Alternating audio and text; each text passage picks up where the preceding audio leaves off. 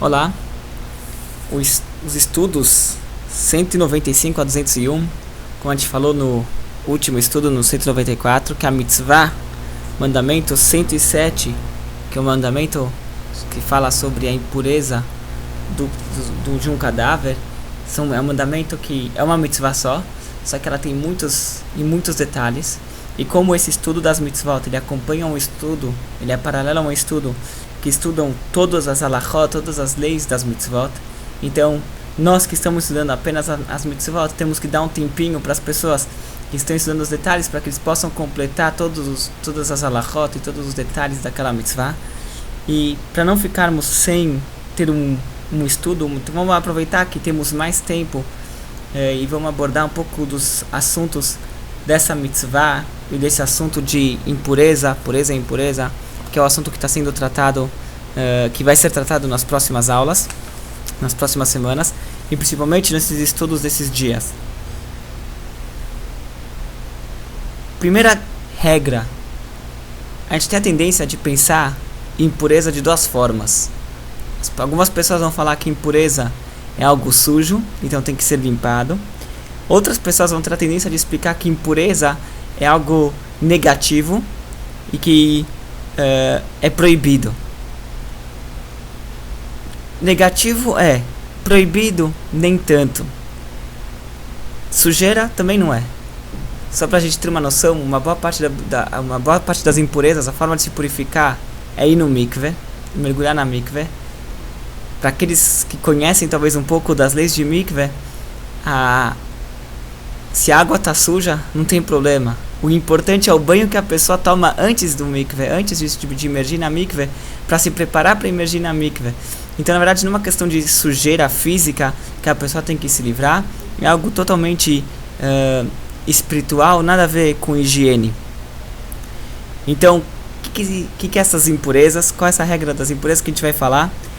Então, é o seguinte: pela lei, não tem proibição em estar impuro. Podemos estar num estado de impureza. Vamos ver, tem várias formas de como a pessoa ela pode tornar-se impura. Às vezes até fazendo uma mitzvah, ela se torna impura. O mais absurdo é que, às vezes, quando no processo que ele está purificando alguém, ele fica impuro. Então, tem várias formas de como a pessoa ela fica impura. E não tem proibição em ficar impuro. Como a gente falou, às vezes até numa mitzvah a pessoa fica impuro. Por exemplo, uma pessoa que está indo num enterro, ele está fazendo uma mitzvah, mas ao mesmo tempo ele está se tornando impuro. Não tem proibição em ficar impuro. Não só isso, nem sempre temos a possibilidade de se purificar. Na realidade, hoje em dia, todos nós estamos num estado de impureza. Porque uma das impurezas mais comuns é a impureza em contato com o cadáver. E quem nunca esteve num cemitério ou quem nunca foi num enterro, certeza se impurificou. E só ir no mikveh não traz a purificação para esta impureza. Então todos nós estamos de uma certa maneira num estado de impureza. E não é por isso que estamos fazendo alguma coisa errada.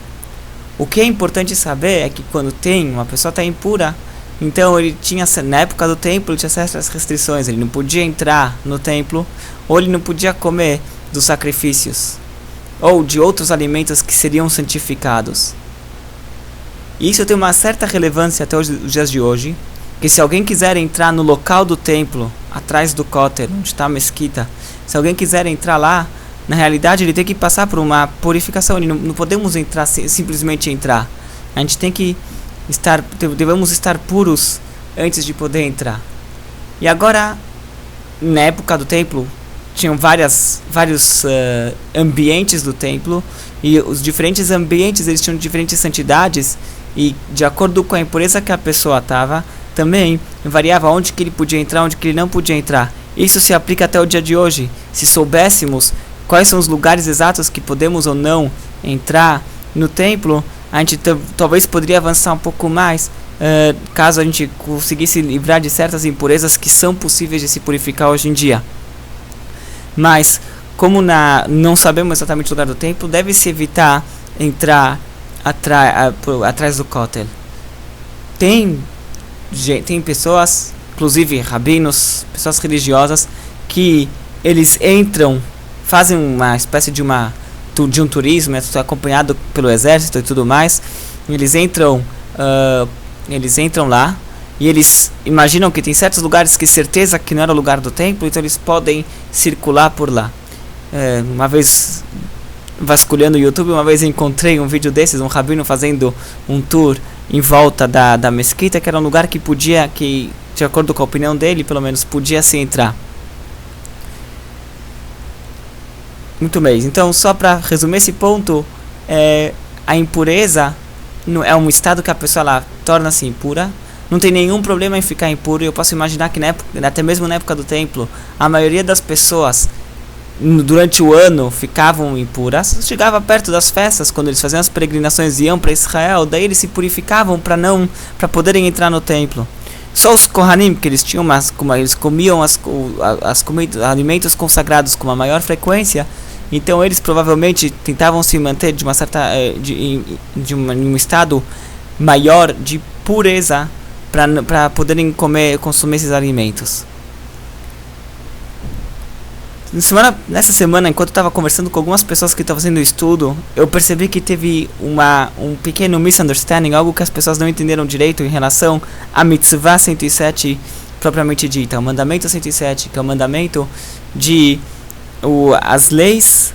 Então vamos ler como está escrito aqui no português: impureza de um cadáver, que é o mandamento divino de lidar quanto à impureza de um cadáver. Não é como devemos fazer para purificar. Como fazer para purificar uma outra mitzvah. Aqui a mitzvah é simplesmente o seguinte: que o morto, o contato com o cadáver, ele traz impureza, ele impurifica a pessoa, e tem várias formas de como esse contato e que impurifica a pessoa. Se ele está no mesmo ambiente, se ele encosta, ou se ele encosta através de um objeto. Tem vários detalhes de como a pessoa ele pode tornar-se impura em contato com o cadáver.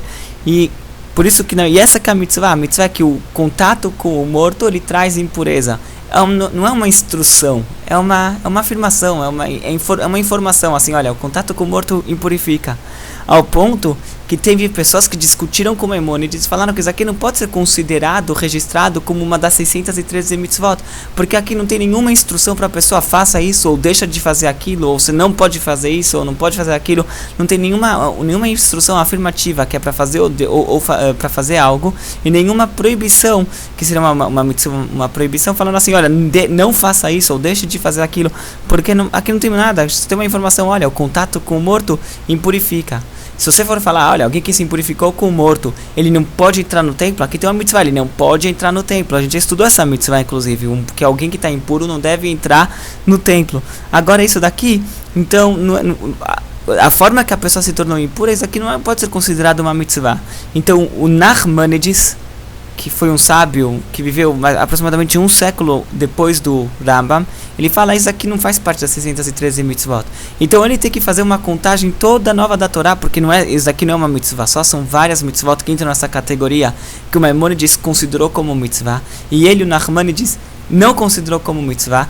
Então o Nachmanides tem que passar a fazer uma recontagem, repensar todas as mitzvot para ver onde que ele vai acrescentar essas mitzvot que ele está descontando agora, porque o número 613 todos concordam que tem, são 613 mitzvot, 248 mandamentos afirmativos e 365 proibições. Isso aqui todo mundo concorda. Como agora o Nachmanides está descontando algumas mitzvot positivas, ele vai ter que encontrar outras para falar que isso aqui é uma mitzvah positiva. Mas como não estamos estudando Nachmanides, vale a pena só citar para mostrar que na verdade a mitzvah aqui não é para falar como lidar com a impureza, é para lidar quanto à impureza. Ele está falando assim, que o morto impurifica, o contato com o cadáver impurifica, e as várias formas que isso aqui acontece, como está descrito na Torá ou nas palavras dos sábios no Talmud. Em relação a purezas e impurezas, tem mais um detalhe que vale a pena talvez mencionar, é que tem dois assuntos aqui. Tem o que causa a impureza, tem a fonte da impureza, e tem o que acaba sendo impurificado. Então, o que causa a impureza pode ser às vezes um animal morto, pode ser uma pessoa, o corpo de uma pessoa, Pode ser uma pessoa que ele teve alguma certa doença, como a gente viu semana passada, o Zav e a Zavá, uma mulher que menstruou, ou uma mulher que deu à luz. Várias formas que a pessoa ela pode tornar-se impura. Um casal que tem uma relação, por exemplo, também, isso aqui pode deixar eles impuros, apesar que estão fazendo uma mitzvah, mas pode deixar eles impuros. E isso aqui são pessoas, então são as fontes de impureza. E depois tem aqueles que se tornam impuros, que às vezes que são em contato com as fontes de impureza. E entre os objetos, as pessoas que recebem impureza, temos pessoas, roupas e utensílios. E são basicamente isso daqui. São homens, roupas e utensílios e alimentos. São esses objetos que recebem a impureza. Por exemplo, um animal não recebe impureza. Às vezes, dependendo da situação, quando ele morre, ele pode transmitir impureza. Mas um animal não é um receptor de impureza. Terra, chão, também não é um receptor de impureza. O chão nunca vai ficar impuro. Utensílios de pedra também não recebem impureza. E são várias as leis dos objetos e utensílios que recebem, e das pessoas que recebem impureza ou não. Por isso que são leis muito complexas. Mas vale a pena citar. E o que recebe impureza e quantos graus vai passar de um para o outro, isso aqui vai tudo depender da categoria, do qual foi a origem, qual que foi a origem que causou essa impureza. Por exemplo, o morto, ele é considerado um dos mais rigorosos, porque ele consegue passar de 3 até 4 objetos que tiveram um contato não direto com ele, foi através de 4. O quarto que teve contato com o morto pode receber impureza dependendo da situação.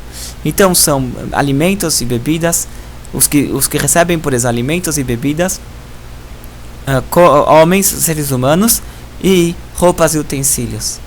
Agora, os que causam impureza são, isso aqui é tudo que a gente estamos estudando agora. O que primeiro que mencionamos é um cadáver.